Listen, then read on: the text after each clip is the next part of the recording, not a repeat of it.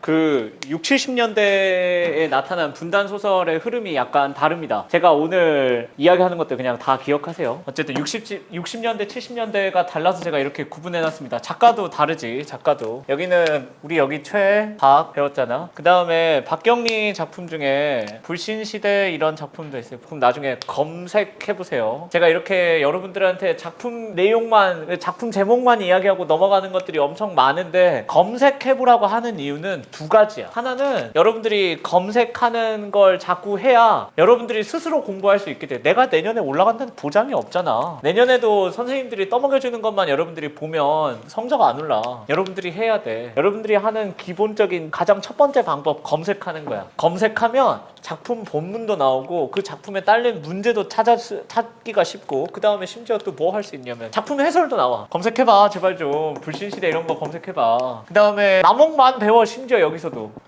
남옥 읽은 분들도 있고 읽고 있는 분들도 있고 안 읽은 분들도 있는데, 남옥을 오죽하면 저도 사서 읽었잖아요. 내가 사서 읽었으니까 지금 책을 가지고 온 거잖아. 내가 사서 읽었다는 건 남옥이라는 소설이 가지고 있는 위치가 중요해서 그래. 그러니까 평가원 모의평가에 나오는 거지. 얘네들 70년대 박완서, 김원일 이런 작가들인데, 이 박완서, 김원일 작가의 70년대 분단 소설은 뭐가 다르냐면 전쟁의 직접적인 피해자에 초점을 맞추는 거긴 한데, 여기는 진짜 전쟁에 가까운 이야기들이 많고요. 여기는 전쟁을 겪진 않지만 전쟁을 간접적으로 겪는 이야기들이 많다, 이런 이야기를 해요. 그래서 피해자를 보여줘. 피해자를, 후유증으로 겪고 있는 피해자를 보여준다고. 시장과 전장은, 시장과 전장 여기 나와 있잖아. 쌀자루를 꼭 껴안고 있다. 쌀자루는 피해자적 거무죽죽하다. 이거는 뭐냐면 쌀을 가지러 갔다가 실제로 총을 맞아가지고 쌀자루 위에 이렇게 죽은 거야. 쌀자루를 껴안고 있는 게 죽은 걸 표현한 거거든. 그러니까 뭐야, 실제로 방금 죽은 거잖아. 근데 여기 엄마의 말뚝 남옥 노을 아버지의 땅에는 방금 죽은 이야기는 없어. 하지만 과거에 죽었던 이야기를 회상은 해요. 그러면은 회상하는 게 고통스럽냐, 뭐 방금 죽은 걸 보는 게 고통스럽냐 이런 걸 따지지는 않아. 회상을 하면 지금까지도 회상을 하는 거잖아. 시간이 지났는데 해소되지 않은 걸 다룬다는 거야. 현실에서 겪으면 현실에서 겪는 그 공포, 참혹함을 겪는다는 거야. 내가 어제 롤 이야기했던 이유는 한 가지야. 내가 어제 롤이라는 게임을 했는데 졌다고. 그 원딜이 틈만 나면 적으로 돌진해가지고 혼자 단신으로 들어가는 거야. 그 이상한 놈이 자꾸 들어가는 걸 보면서 죽는 걸 보면 현장에서 겪는 거지. 그리고 나서 게임이 끝나고 나서 그 점수판이 올라온다고. 점수판이 전적이 뭐 몇 번 죽이고 몇 번 죽었고 몇 번 어시스트를 했고, 이 점수판을 보면서 겪는 2차 고통이 있는 거야. 2차 고통을 겪는 거야, 이 사람들이. 시험으로 비교하면 이래. 시험을 보는 당시에 겪었던 감정을 성적표를 보면서 재확인하는 거야. 재확인할 때 기분이 좋을 수도 있고 안 좋을 수도 있는데, 재확인할 때도 괴롭죠. 여기도 보통 괴로워해. 노을 아버지의 땅은 김원일이라는 작가가 썼는데, 김원일이라는 작가는 남성 작가입니다. 그래서 김원일도 박완서도 70년대에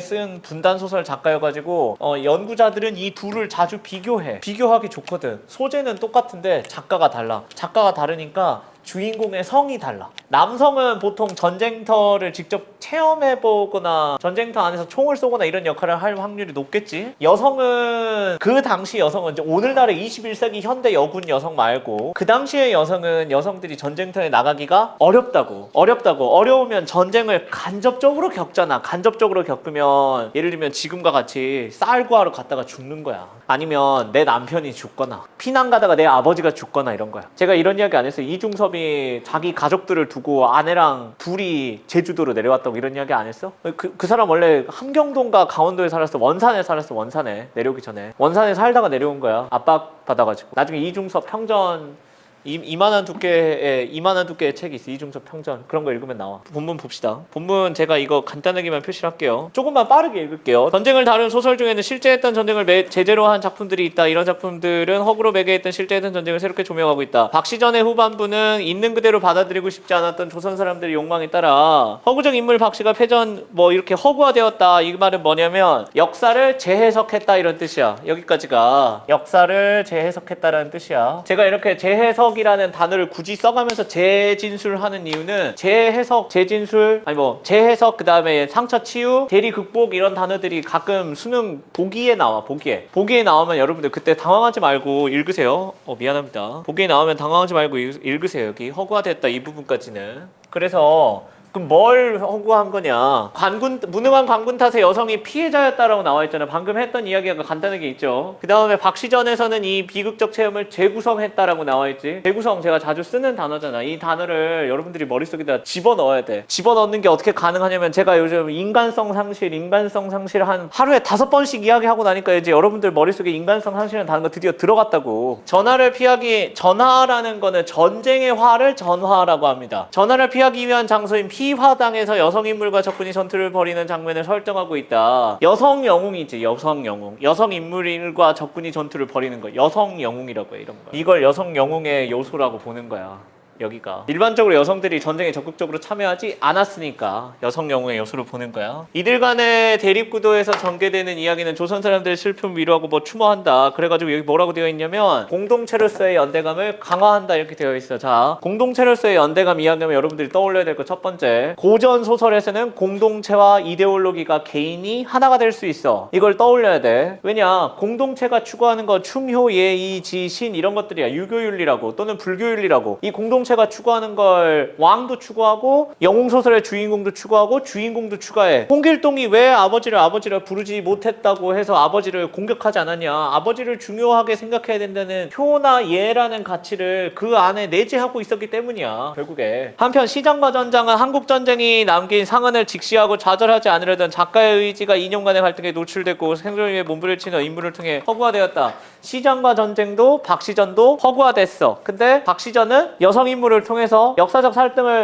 상처 갈등을 극복하기 위해서 허구화했고, 시장과 전장은 남겨진 상흔이 뭐야? 누가 죽었다는 거야. 공간들이 파괴가 되고, 상흔은 상처를 가리켜. 상처가 남은 흔적을 가리켜. 이런 단어 알아야 돼. 상흔을 직시하다. 이게 본다는 거잖아. 내가 여러분들한테 자꾸 직면하게 만들잖아. 괴롭잖아. 그래서 직시하고 좌절하지 않으려던 작가의 의지를 반영했다라고 보는 거야. 작가의 의지를 반영한 인물은 몸부림치는 인물인 거고, 대체로 몸부림치는 인물들은 주인공일 확률이 높겠죠. 몸부림쳐야 되니까. 몸부림친다라는 말의 뜻은 뭐냐면 생존을 위해 고군분투한다는 거야. 살기 위해서 먹을 걸 구하고, 살기 위해서 도망가고, 살기 위해서 숨고, 이런 게 전쟁 상황에서의 몸부림치는 거지. 지금 선도 몸부림치려고 앞에 온 거야. 죽음이란 게 뭐야? 다른 사람들의 뇌로부터 잊혀지는 게 죽음이지. 자, 이런 작품들을 통해 전쟁의 성격을 탐색할 수 있다. 외적의 침략이나 이념 갈등과 같은 공동체 사이의 갈등이 나타난다 이렇게 되어 있어. 이거 난 여러분들이 이렇게 생각을 했으면 좋겠어. 공동체 사이의 갈등이라고 딱 했을 때 이념 간의 갈등이 대표적인 공동체 사이의 갈등이야. 그 다음에 저기 나와 있는 외적의 침략 이런 것도 공동체 사이의 갈등인데 또 뭐가 있냐면 파업하는 사람이랑 사업주와의 갈등이 있어. 소설에 나와. 가끔 회사 대표랑 파업하는 사람들이랑 싸운다니까. 단골 소재야. 80년대 소설의 단골 소재. 어쩔 수가 없어. 그 다음에 또 뭐가 있냐면 철거하려고 하는 사람이랑 철거 당하는 사람들의 갈등이 있어. 이거 공동체 사이의 갈등이 하나 차이가 있지.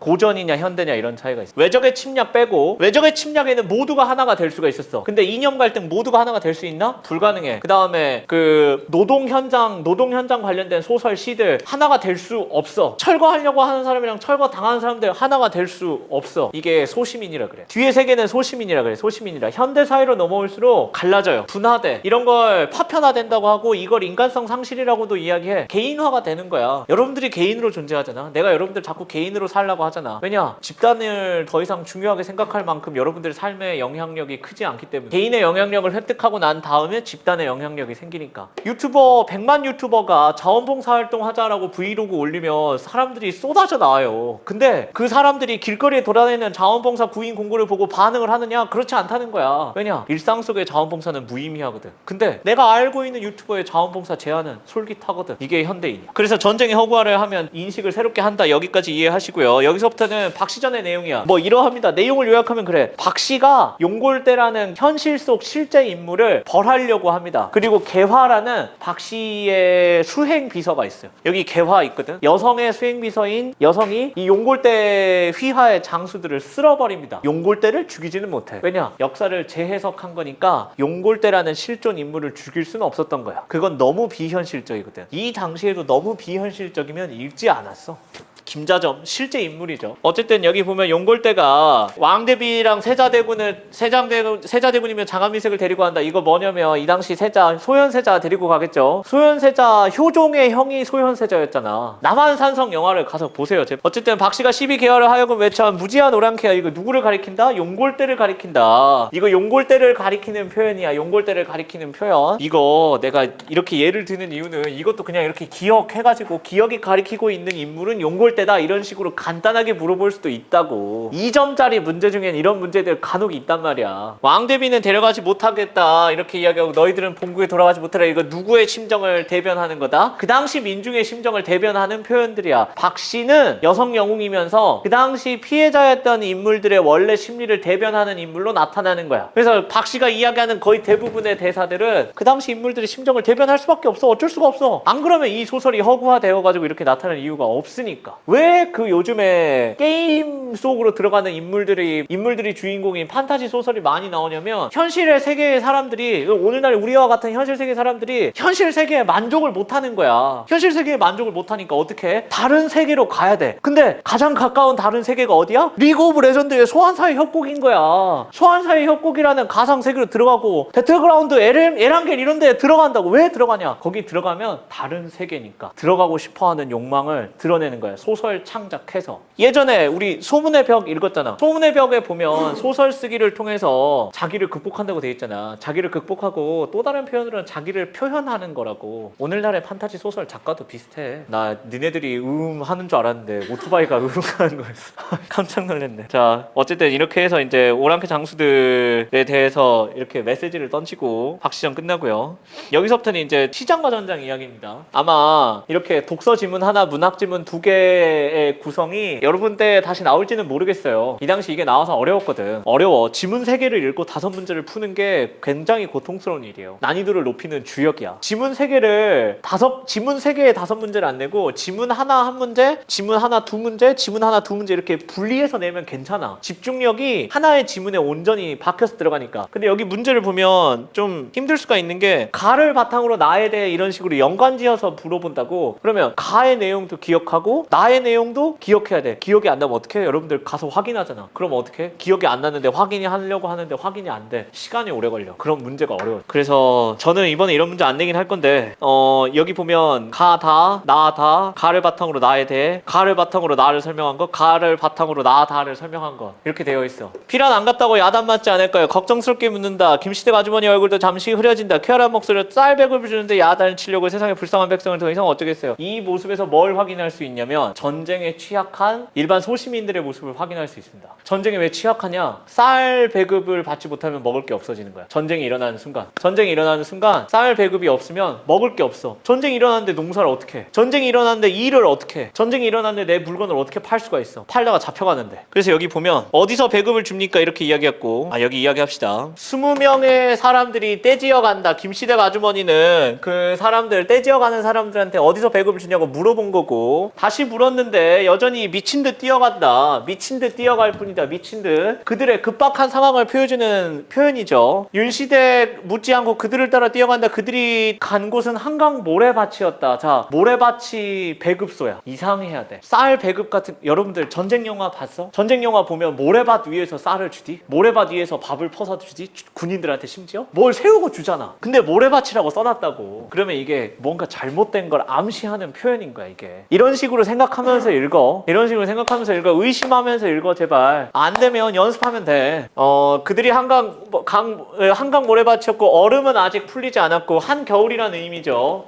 얼음은 아직 풀리지 않았다. 한겨울. 몇 명의 사람들이 몰려있었고 사실은 배급이 아니었다라고 현실 인식한 거지. 배급이 아니었다. 현실 인식. 밤사이에 중공군과 인민군이 후퇴하면서 미처 날아가지 못했던 식량이 여기저기 흩어져 있었다. 배급의 실체지. 사람들은 갈 가마귀 떼처럼 몰려들어 가마니를 열었다. 이거 갈 가마귀 떼, 사람들을 비유하고 있는 표현인데, 갈 가마귀 떼 그냥 까마귀라고 생각해봐. 까마귀가 원래 시체 청소부의 역할을 많이 하거든요. 사냥도 많이 하긴 하지만. 그러면 그러면은 그 사람들이 이렇게 까마귀들 본 적이 없지. 인터넷 오늘 숙제가 있어. 오늘 유튜브에 뭐라고 치냐면 수원 까마귀라고 쳐. 또는 수원 까마귀 떼라고 쳐. 그러면은 까마귀 떼가 도시 한복판에 그 전선 위에서 자. 엄청 많은 까마귀 떼가. 그런 까마귀 떼가 날아든다고 생각하면 내가 이따가 시간 나오면 보여줄게. 까마귀 떼처럼 이리 떼처럼 그 사람들이 전쟁을 일으키고 있는 거야. 식량 앞에서. 그러면 꼭 전쟁이 총을 쏘고 이래야지 전쟁이야? 아니야. 전장이라는 표현은 전쟁이 일어나는 공간을 전장이라고 하잖아.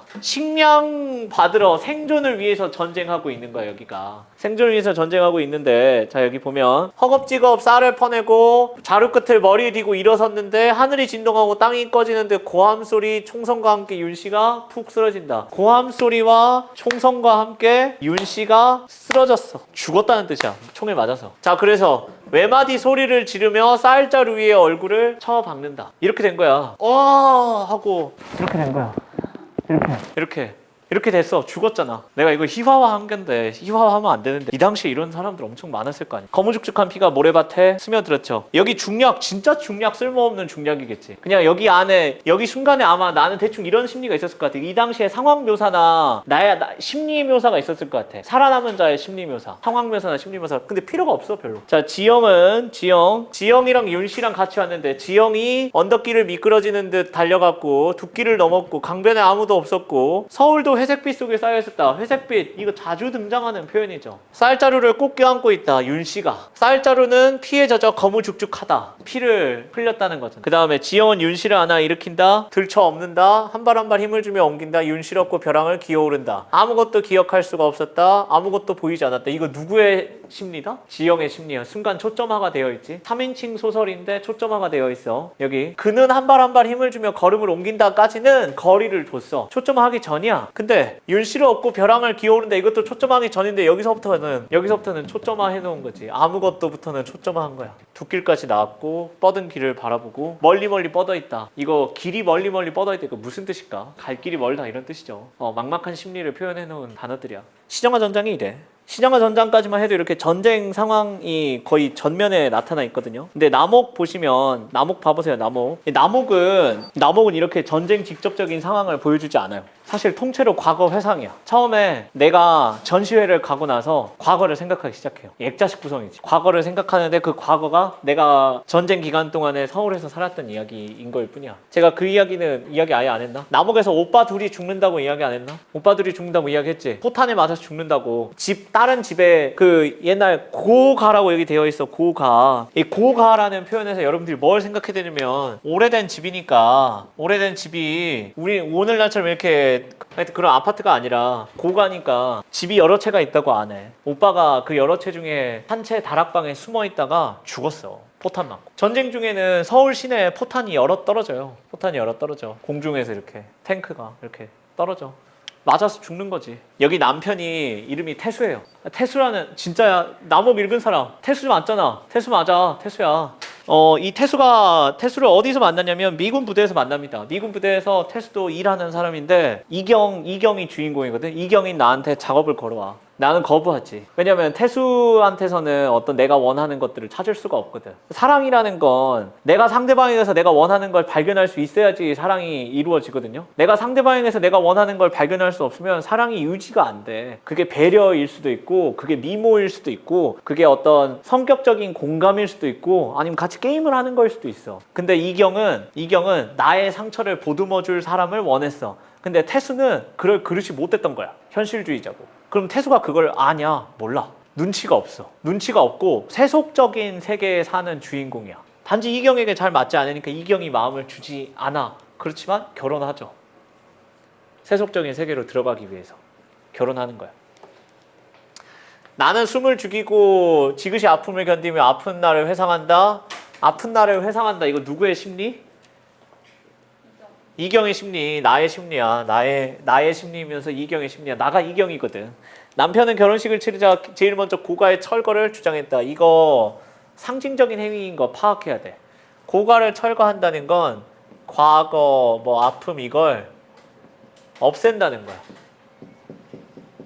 공간을 삭제하는 거니까. 공간. 내가 지금 요즘 그런 생각을 해. 제가 살던 집을 팔려고 하니까 마음이 복잡해. 내가 중3 때부터 살았으니까 4년에 12년, 16년 동안을 내가 그 집에서 왔다 갔다 했는데 그 집을 판다고. 그러면 새로운 공간에 내가 정을 붙이는 데에는 또 한 10몇 년 걸리는 거야. 제가 그런 이야기를 해요. 연애 상담을 하다 보면 얼마나 사귀었어요? 라고 이야기를 물어봤고 2년 사귀었어요. 그러면 2년의 반 정도, 한 1년 정도는 고통스러워 하겠지. 그게 사람인 거야. 어쩔 수가 없어. 내가 쏟았던 시간만큼 보통 괴로워하니까 그것보다 더 괴로워할 수도 있고. 마찬가지로 고가의 철거를 주장하면 나는 힘들겠지. 근데 터무니없는 대지에 불합리한 구조로 서 있는 음침한 고가, 불필요한 방들만 많고 손댈 수 없이 퇴락했다 이렇게 되어 있는데 친구한테 문자가 오네. 잠깐만요. 불합리한 구조로 되어 있다 이렇게 되어 있는데 견고한 양옥을 짓자 이렇게 되어 있어. 그럼 고가랑 양옥은 반대되는 애거든? 고가랑 양옥은 반대되는 애들이야. 근데 이 고가를 나는 없애고 싶어 하냐? 없앨 수가 없는 거지. 좋은 기억도 있고 안 좋은 기억도 있으니까. 근데 없애면은 좋은 기억도 사라져. 안 좋은 기억도 사라지지만 이럴 때 잘 못 없애죠. 당연한 소리였고, 근데 이제 어느 정도 당연한 소리였는데 고가의 철거가 신속하게 이루어졌고 나는 그 해체를 견딜 수 없는 아픔으로 지켰다. 당연한 소리였지만 괴로웠다는 거야. 그 고가가 철거되는 걸 보니까. 이게 해체 과정이죠. 해체 과정. 그 다음에 이것도 해체 과정이지. 이런 장사꾼들과 몇 푼의 돈 때문에 큰 소리로 삿대질을 해가며 영악하게 흥정을 했다. 남편을 긍정적으로 본다? 남편 부정적. 어쨌든 그리고 또 이 남편을 나는 부정적으로 보고 있는데 사돈댁 동서는 뻐드러진 일을 드러내고 내 등을 쳤다. 이거 마음에 들어 안 들어? 안 들어. 이러면 결혼하면 안 되는데 했어. 나의 고가는 완전히 해체되어 몇 푼의 돈으로 바뀌었나 보다. 아버지와 오빠들이 그렇게 해서 사랑하던지 어머니가 임종의 날까지도 그렇게 집착하던 고가, 그것을 그들이 사나이가 해체해놓고 만 것이다. 아버지와 오빠들이 그렇게 해서 사랑하던지 긍정적인 이미지지. 근데 아버지와 오빠가 죽고 나서 어머니가 집착했지. 이거 괴로웠던 기억이지. 이런 걸 우리가 뭐냐고 하냐면 양가적이다 이렇게 이야기해. 양가적. 두 가지의 태도가 같이 섞여 있다고. 애증이지 애증. 여기까지 전쟁 이야기 있어요 없어요? 없어. 하지만 오빠는 포탄에 맞아 죽은 거야. 오빠가 포탄에 맞아서 죽은 나의 이야기야. 그래서 이게 후유증인 거야. 이 후유증을 언제까지 겪고 있느냐? 내가 남편 태수랑 결혼해서 아이를 낳고 나중에 그 오키도시의 전시회를 보면서까지도 기억하고 있는 거야. 그래서 뒷이야기를 다룬다고 하는 거야. 그래서 전쟁 당시의 상황을 다룬다고 하지 않아요. 여기에는 사실 뭐 총 쏘고 이런 게 없어. 여기는 그래서 어쨌든 나의 심리가 쭉 있습니다. 쭉 있어요. 여기 보면 그것들의 빛, 그것들의 속삭임, 그것들의 아우성을 필요로 했다. 이렇게 과거의 기억들을 꺼내는 걸 필요로 했다는 거야. 근데 참고로 이 소설을 작가님이 거의 한 40 다 돼서 데뷔작으로 쓴 거거든. 장편 데뷔인데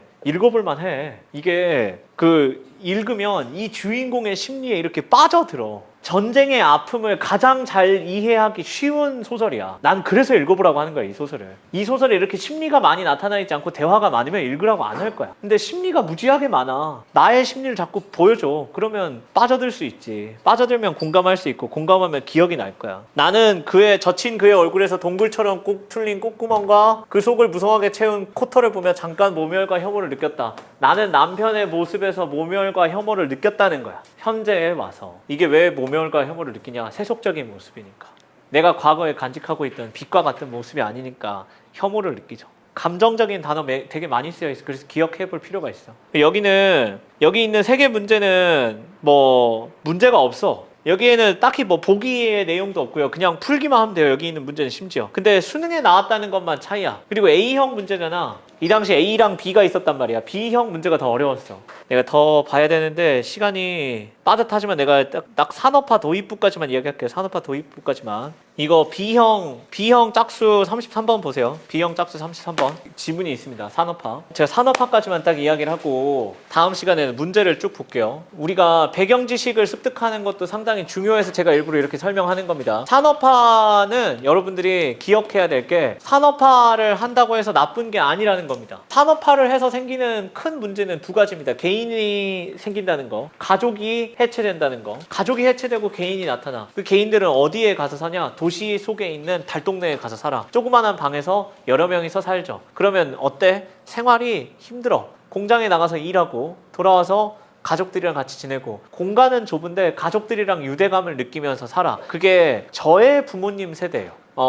여러분들의 부모님 세대랑은 좀 다른 것 같아. 소설 속 주인공들의 나이랑 저의 부모님들의 나이랑 비슷해요. 근데 여기 나와 있는 산업화에는 크게 두 가지, 유대감이 파괴되고 개인주의가 팽배한다 이런 이야기가 있거든. 그러면은 개인주의가 잘못된 거냐? 그런 건 아니라는 거야. 개인주의가 팽배한다라는 표현만 봐가지고는 개인주의가 잘못된 것처럼 보여. 근데 개인주의를 부정할 수 없는 현실로 만들어가는 게 산업화입니다. 세를 내줬다고 누구한테? 권 씨한테. 권 씨는 원래 변변치 않은 그냥 변변한 보통의 노동자였는데 광주 대단지 사건 제가 이야기했었죠. 광주 대단지 사건도 검색 꼭 해보셔야 됩니다. 제가 해보라고 그때도 이야기했는데 광주 대단지 사건을 겪으면서 실업자가 되고 경찰에 찍혀가지고 쫓김을 받고 감시를 받는다고. 그 인물이 어디 가서 일할 수 있나? 힘들지. 그 힘든 권 씨가 집에 새빵살이로 들어왔어. 그럼 그 새빵살이로 들어온 사람을 주인공인 내가 공동체적인 유대감만 생각하면 챙겨주고 싶은데 개인주의적인 마인드로 접근하면 나도 돈이 없는 거야. 임신한 그 권씨 아내를 보면서 내가 돈이 많으면 임신한 아내의 돈 수술비를 대주겠는데 나는 돈이 없는 거야. 그러면 돈이 없어서 돈을 못 주는 건 잘못된 건가? 아니야. 그럼 그 사이에서 갈등하는 주인공이 나와. 그 사이에서 갈등합니다. 이 내용이 그 갈등의 내용이야. 정답이 없어. 괴로워해. 인물도. 갈등을 해. 권 씨조차도 그러고 싶어서 그러는 게 아니야.